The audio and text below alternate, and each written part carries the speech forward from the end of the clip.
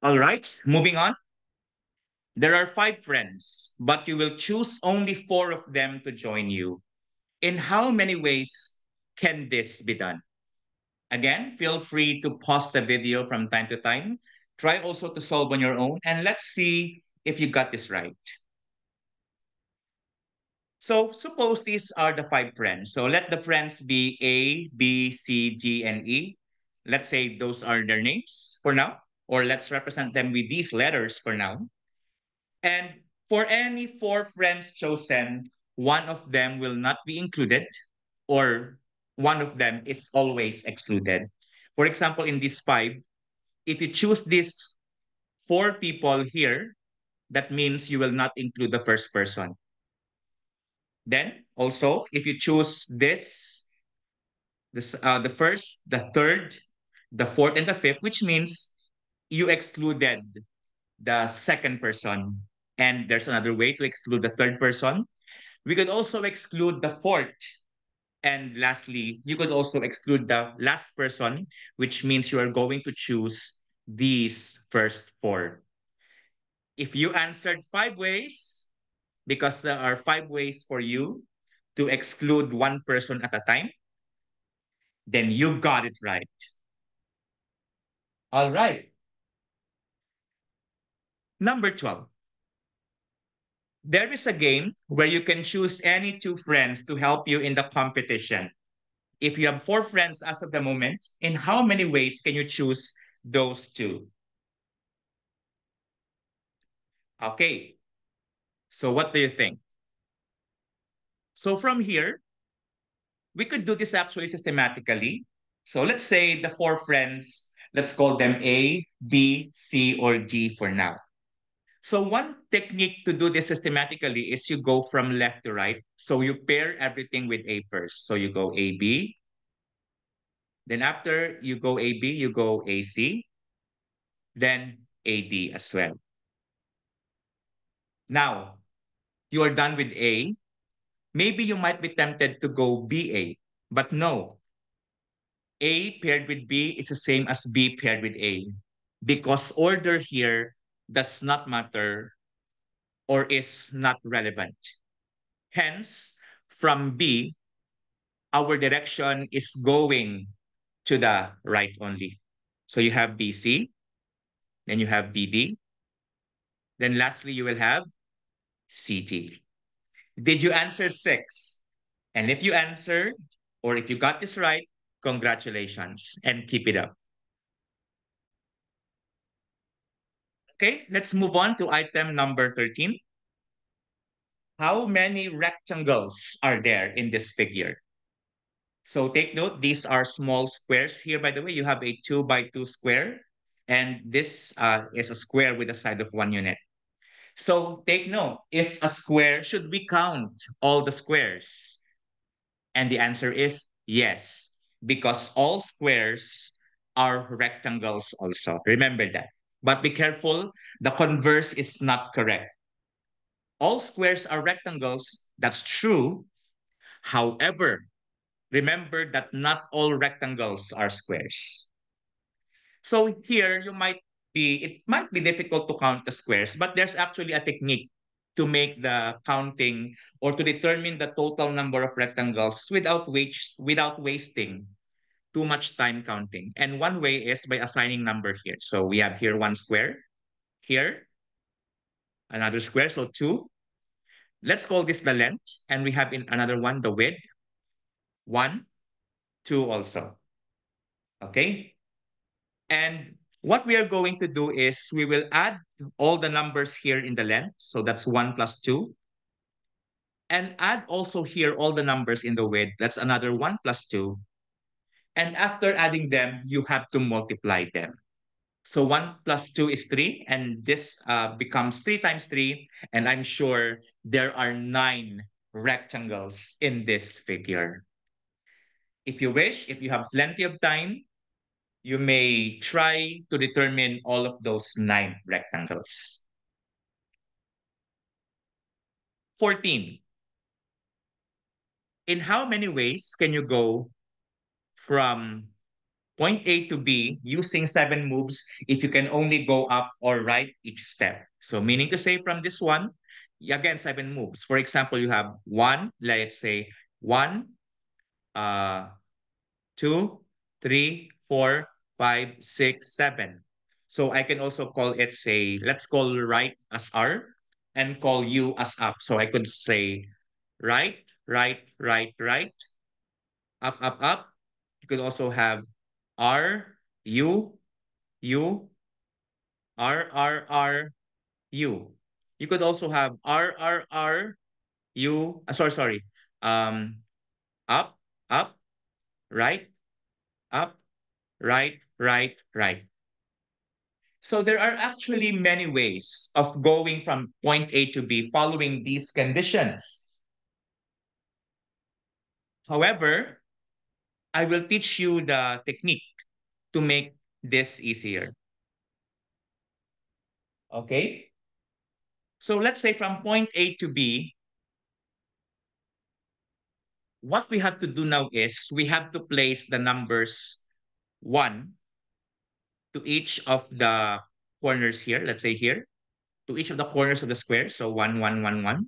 And the same thing will be done through here in your going up. This is again going right, and this other one is going up.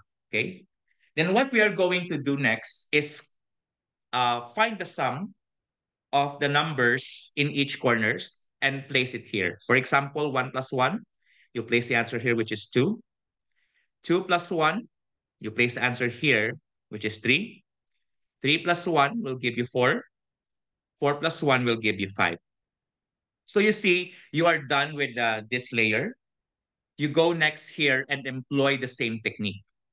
1 plus 2, 3. 3 plus 3, 6. Place it here. 6 plus 4 will be 10. 10 plus 5 will be 15. You're done with this layer. You proceed to the last. From 1 plus 3, that's 4.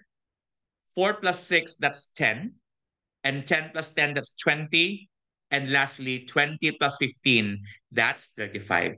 Since you are already here at this point in B, which is you have reached B, and the number there is 35, so therefore, there are 35 ways from going from A to B following the rules as stated in this problem. All right? Okay. Okay, 15. In how many ways can you go from point A to B to C using 9 moves if you can only go up or right each step? So you see this time, it's also similar to the previous problem, but this time, there is a common vertex here, B. So it's required that you have to pass by B. And I believe this is needed because if you just go up or right, you really have to pass B along the grid and also along the grids. So 9 moves, let's see. I have 1, 2, 3, 4, 5, 6, 7, 8, 9.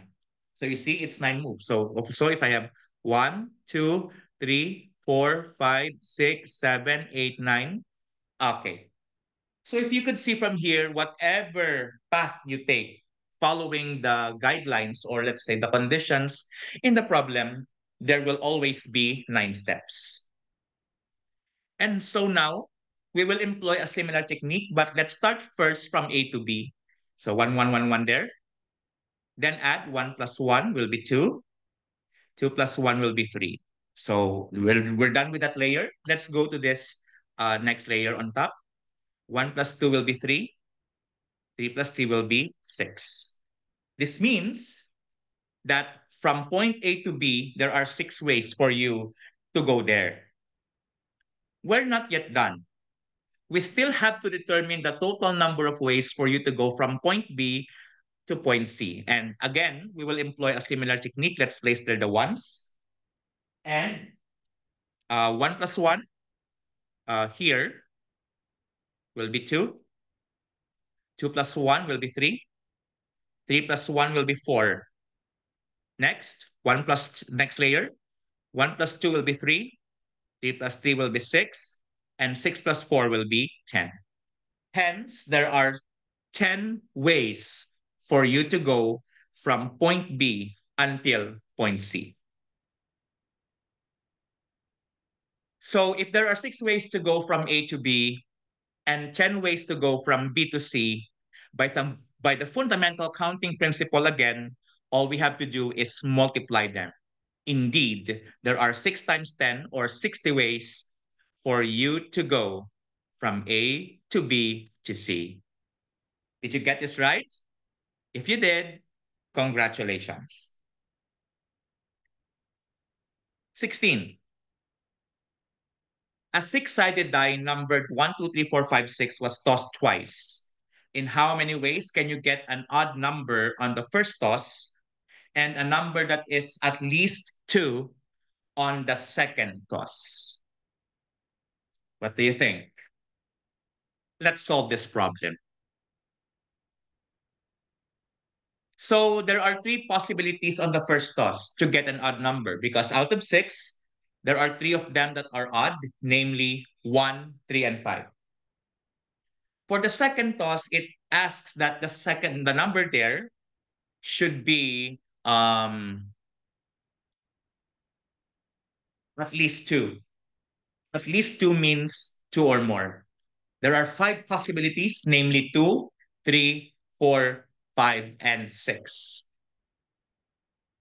And with such, by the fundamental counting principle again, there are 3 times 5 or 15 ways for you to have this.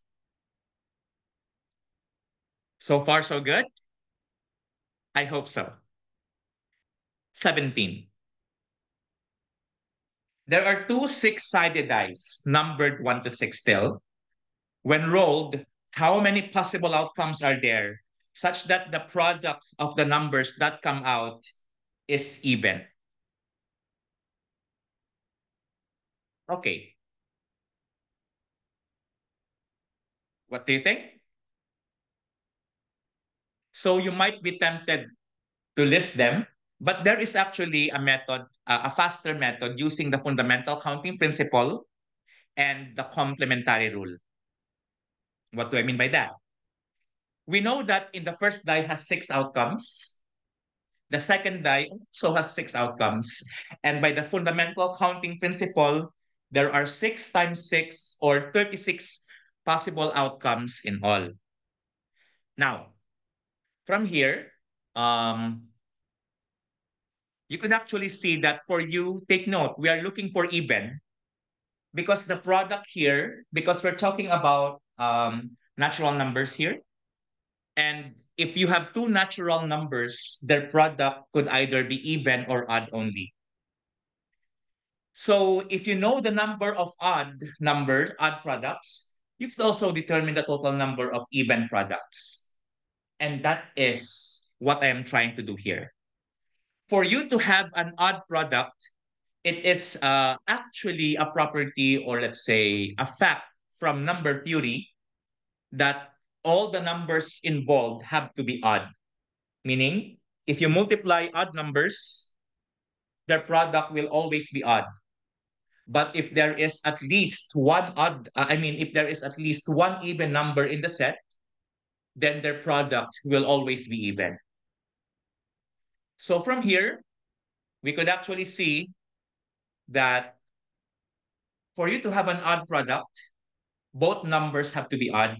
So there are 3 odd numbers on the first die and another 3 on the second die. And by the fundamental counting principle, 3 times 3 or 9 ways to have an odd product. So if there are 36 possible outcomes in all, of which 9 are odd, of which 9 products are odd, then by the complementary rule, we have to subtract them. There are 36 minus 9 or 24 or 27, possible outcomes that have an even product. So you see, I believe that this approach is much easier by utilizing rules that we have known in the past. Problem 18. You answered all 4 true or false items by only one of true or false. In how many ways can you answer the test with at least one true? Okay, so what do you think? Again, you might be tempted to write again or list. But again, there is another approach to make this problem simpler. According to the fundamental counting principle, in this case, there are four slots first. Let's say item number one, item number two, item number three, and item number four. But each item is answerable by true or false. So there are two ways to answer each item.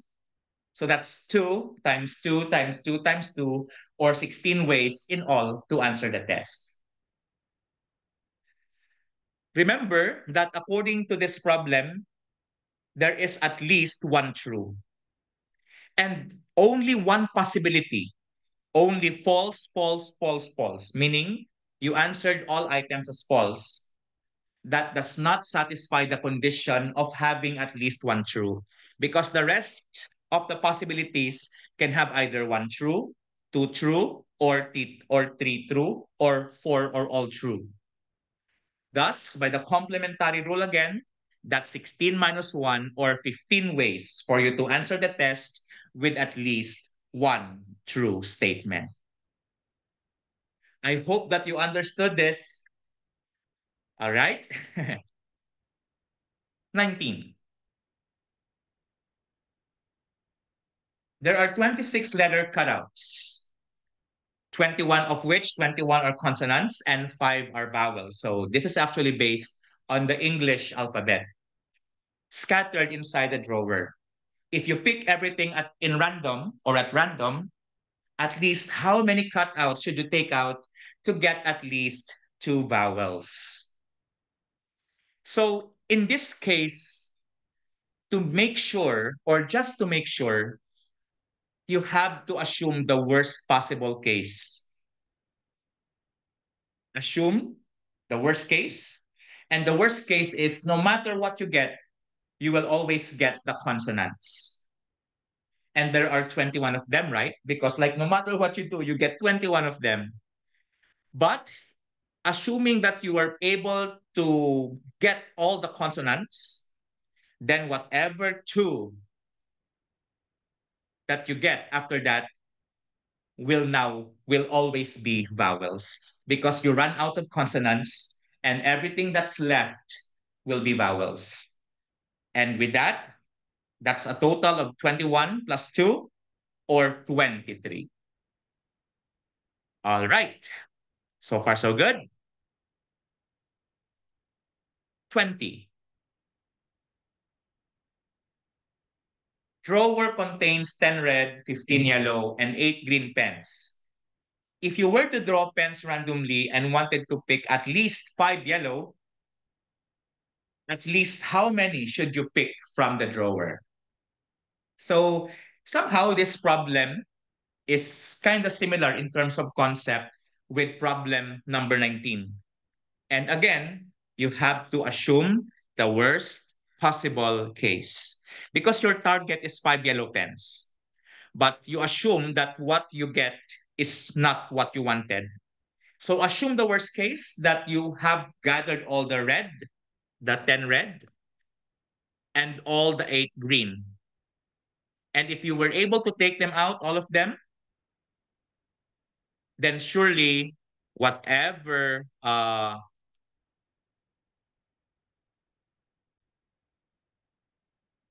so if you have picked those 10 red and 8 green, then whatever 5 that you pick will surely be yellow. So with that, that's 10. 10 plus 8 plus 5, that's a total of 23. Which this means that if you will get 23 pens, surely you will have 5, or surely you will have 5 or more pens. You will have exactly 5 pens if you assume the worst case, but in much lesser worst cases, you could have more than 5 yellow. Okay?